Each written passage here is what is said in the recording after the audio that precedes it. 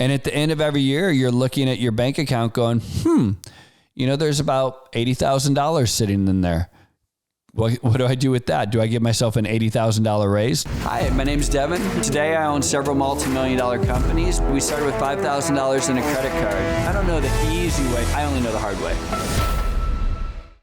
All right, everyone, welcome to the Whiteboard Entrepreneur Podcast, where I give straightforward advice to fuel the entrepreneur in all of us.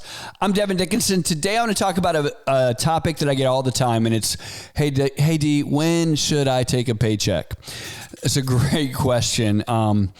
Honestly, I wish I had about 30 minutes to go over this with you in a whiteboard because I think there's lots of different scenarios. But I want to give you some basic principles that I kind of live by as far as when it's okay for you to take a paycheck. Because obviously you're in business, you need to make money, you need to be able to plan out your life, you need some consistency in income, and a paycheck is essential to that. And so first off, I want to talk to you about the difference between a paycheck and taking a draw or dividend, because I think those are two different things.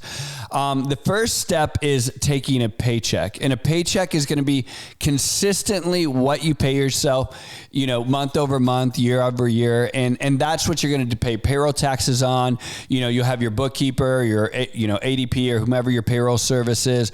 You're going to set yourself up just like an employee of the company. A dividend is actually when you're taking out profits, or a draw, depending on the type of company and the way you're set up, is actually when you're taking out profits from the company. And we're going to talk about dividends and draws at the end of this video, but right now I want to talk about when is it okay for me to take a paycheck. So there's some basic principles that I like to have and that I've kind of operated by when we've ever started a business, or I've had other people that I've advised on this. So first and foremost, you got to kind of, pay your bills. I don't want to say get out of debt, because that implies that you are debt free. But the very first and foremost thing I would say is make sure that you're up to date with all of your bills and all of your vendors. So you're not paying people and you're like, oh yeah, I'm fine with my vendors. Well, yeah, because you're paying them 90 days late. You're not consistently paying them. What I like to do is I like to have all of my vendors, all of my bills, everything paid within 30 days. Obviously, if you have any employees, they have to be paid immediately. And then within that, you need to have about a 2-month reserve in cash for those good and bad months. Remember earlier, we talked about cash flow, right? Because cash flow comes in lumps, not consistently, right? So one month you could have a huge lump of cash and think, oh, golly, gee, look at all this money I'm making. I'm going to pay myself and I'm going to take a dividend. Well, the next month you don't have any cash coming in. You have all your bills going out. So typically with cash flow, a good rule of thumb is to make sure you have about 2 to 3 months worth of ability to pay all of your bills in the bank. Once you reach that point, you should set yourself up as a employee. And what I recommend is that you pay yourself whatever someone in your position would earn, right? Whatever you would pay someone for that. So if your job that you do is around $100,000 a year, pay yourself $100,000. Don't pay yourself $200,000 or $400,000. Pay yourself $100,000, right?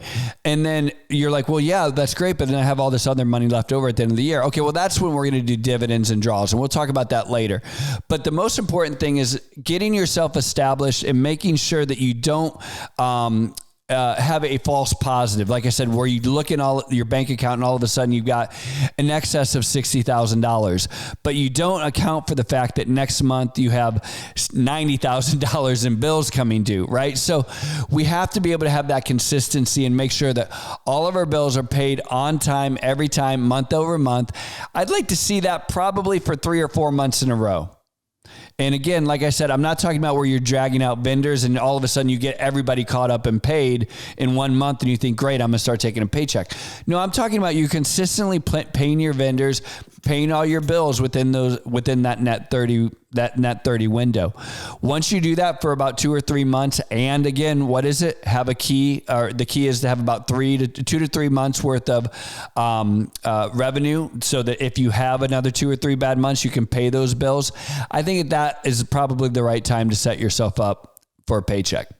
Now, let me fast forward a little bit.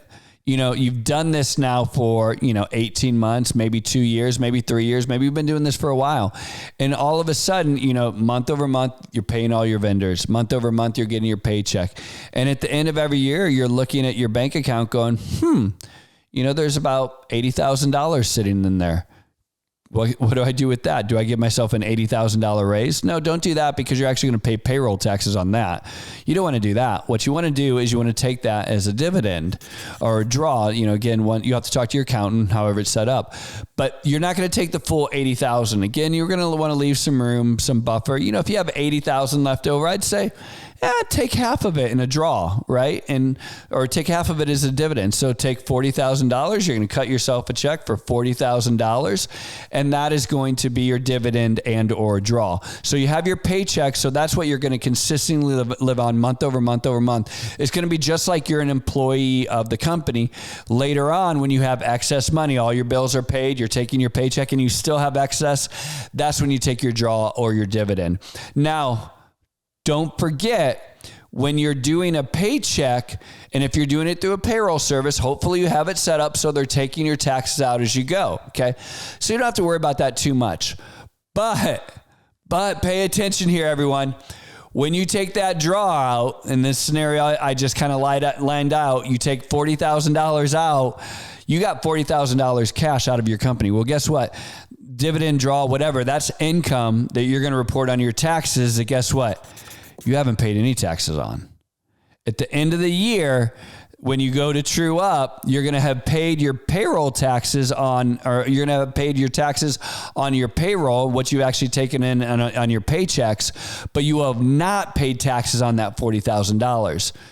Uncle Sam's going to want their piece, right? So that's where we have to make sure that we're planning ahead, personally planning ahead.